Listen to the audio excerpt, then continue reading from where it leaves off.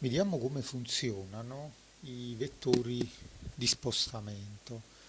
Nei precedenti tutorial abbiamo visto che se io inserisco mm, una primitiva, ad esempio un cerchio, questo cerchio è posizionato nel piano, nel piano 0, nel piano orizzontale 0.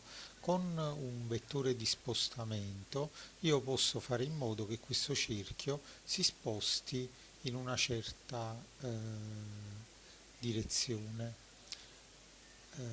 Andando su vettori, quindi vettori, qui abbiamo i tre vettori principali, cioè x, y e z. Se attivo il vettore z e lo collego al piano, vedete che il cerchio si comincia ad alzare.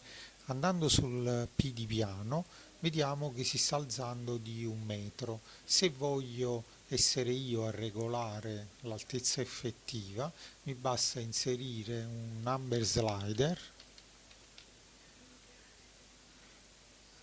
entrare nelle sue proprietà, lasciare il numero reale e impostare minimo 0, massimo quella che sarà la massima altezza del cerchio, quindi ad esempio 10, confermo con ok, lo collego a questo e quindi muovendo il cerchio con questo parametro posso regolare il, il raggio del cerchio, mentre invece CTRL C, CTRL V duplico questo elemento, con quest'altro ne posso controllare quella che è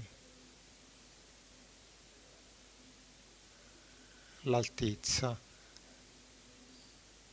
Se avessi copiato lo stesso number slider in entrambe le caselle, avrei ottenuto un cerchio il cui diametro era sempre pari alla sua altezza rispetto alla z.